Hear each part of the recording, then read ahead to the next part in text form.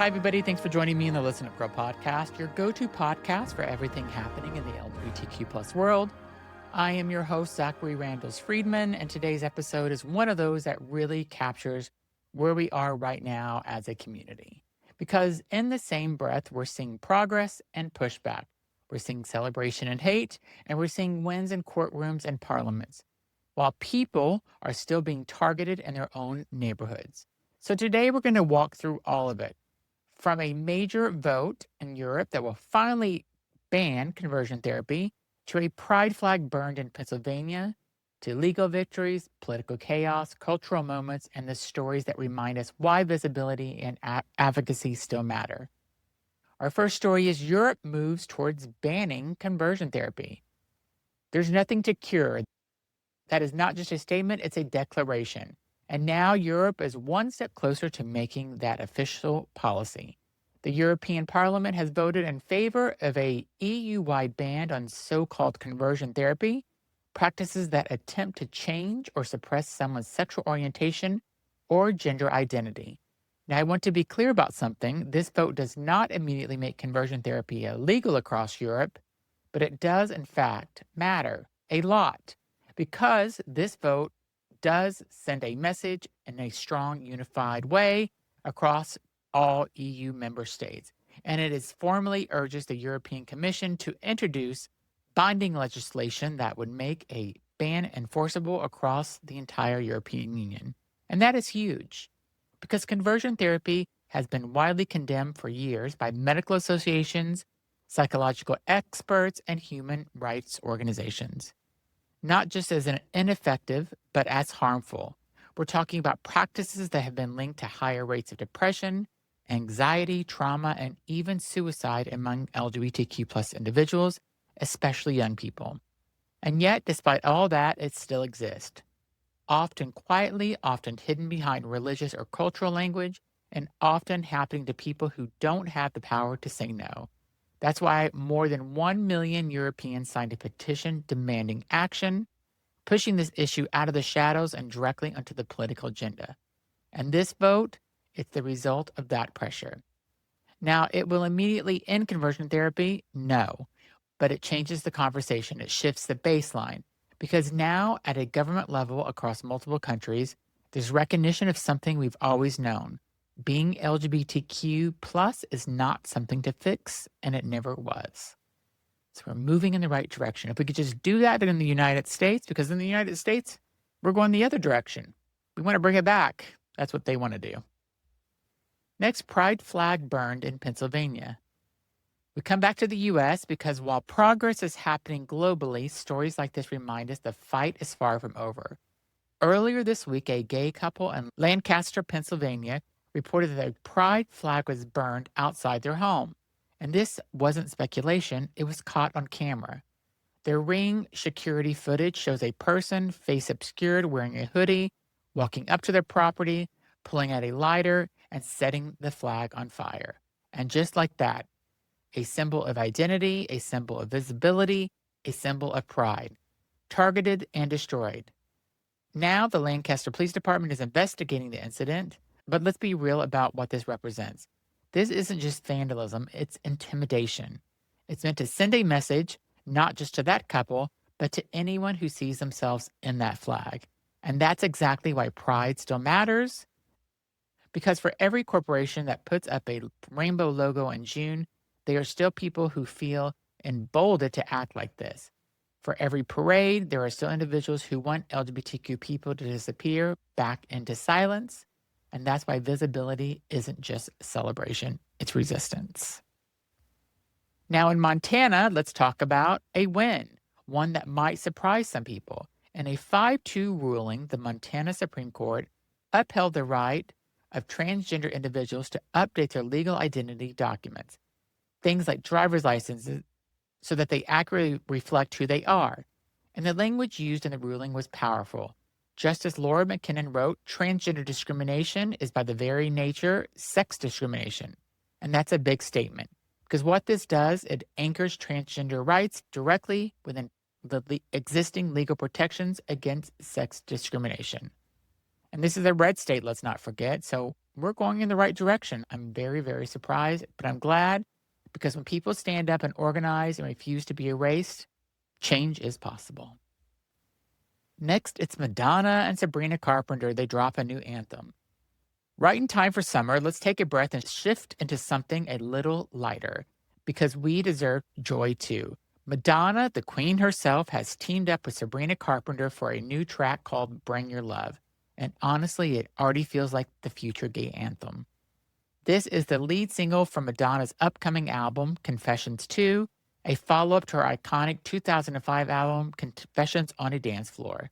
And if you know anything about the album, you already know the vibe. Dance floor, liberation, confidence, and this new track is leaning all the way into that energy. With lyrics that push back against judgment and expectations, and a beat that feels designed for a packed club at 2 a.m., it's giving exactly what it needs to give. The full album drops on July 3rd, and something tells me this is going to be one of those soundtracks to the summer moments we don't forget. Next, a $1 million donation to the Trevor Project. So back to something deeply meaningful. Arthur Blank, owner of the Atlanta Falcons, has donated $1 million to the Trevor Project through his family foundation. And this isn't just a feel-good headline, this is impact.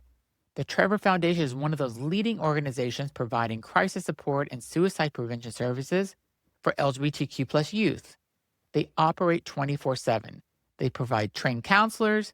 They create spaces where young people can reach out, often in their most vulnerable moments, and be heard. Former NFL player Carl Nassib, who made history as the first active player to come out as gay, spoke about how important this donation is. Because this is the kind of funding doesn't just sit somewhere. It trains counselors, it expands services, it literally saves lives. And at a time where LGBTQ youth are facing increased mental health challenges, especially in environments that are not always supportive, this kind of support is critical. So amazing. I love this story. Next, Illinois discrimination case. Now a story that is honestly hard to hear. A 38-year-old gay emergency communications employee in Illinois has filed a discrimination complaint after being denied a promotion. But it didn't stop there.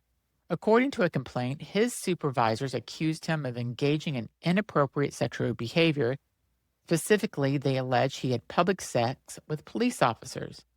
And during the questioning, he reportedly forced to view explicit material. If these claims are true, this goes far beyond discrimination. This is harassment. This is humiliation.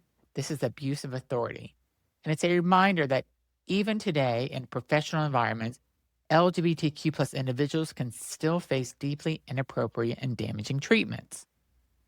Workplace protections matter, accountability matters, and stories like this show why we can't assume the work is done. Now we go to the DOJ report targets LGBTQ plus policies. A new report from the Department of Justice Task Force is making headlines and raising eyebrows.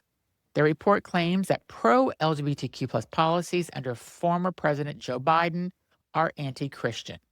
It argues that these policies conflict with what it describes as the traditional Christian worldview. But here's the issue. There's no acknowledgement of the many Christian communities and organizations that are actively support LGBTQ plus inclusion. So there's no nuance, no balance. And again, we're seeing LGBTQ rights framed as something that harms others instead of something that protects people from harm. And that framing, it's powerful because that shapes public perception and ultimately policy. And who says that this country needs to all follow a traditional Christian worldview? I mean, this country is not just full of Christians. It's Jewish, it's Muslim, it's Hinduism, it is atheist, it is a little bit of everything. So why are we trying to follow one religion when we're not all one religion? Makes no sense. Next, Tucker Carlson versus the orange convicted felon. So let's talk about some political drama. Tucker Carlson, longtime ally, the orange convicted felon, is now publicly criticizing it. On the show, Carlson didn't hold back. He said, "You have failed." He accused the president of abandoning everyday Americans of focusing more on power than people and losing touch with the very base that once supported him. And look, regardless of where you stand politically, this kind of shift is significant because when strong allies start turning, it signals cracks, and those cracks can turn into something bigger. Maybe people are actually starting to wake up. Who knows? Next, Vermont school case. In Vermont, a Christian school that refused to compete against a team with a transgender athlete has now been awarded $566,000. The case is complex and it's reigniting debates around religion, inclusion, and fairness in sports. Because on one side, there are arguments about religious freedom, and on the other side, there are questions about discrimination and equal participation. And this is one of those issues where the conversation is far from being settled.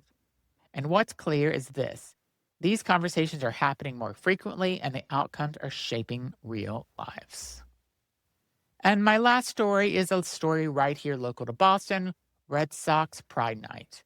Let's end on something that feels like community. The Boston Red Sox are hosting a Pride-themed event, complete with heated rivalry-inspired jerseys and a pregame dance party. And look, moments like this matters because they bring visibility into spaces that haven't always felt inclusive, and they create connection, they create joy, and they remind people that LGBTQ plus fans, players, and communities are part of every space, including sports. I have to say the Fenway and the Red Sox are always doing something amazing for the LGBTQ plus community, and I love their support, so thank you. So what does all this tell us? That progress is real, but so is resistance, and there are wins worth celebrating and challenges we can't ignore. And that conversation, the real conversation, is still happening. And thanks for listening to Listen Up Girl. If you made it this far, make sure you follow, share, and leave a review. The more reviews you leave, the more people can hear this podcast. So remember, stay loud, stay proud, and stay informed. I'll be back tomorrow with more LGBTQ plus news.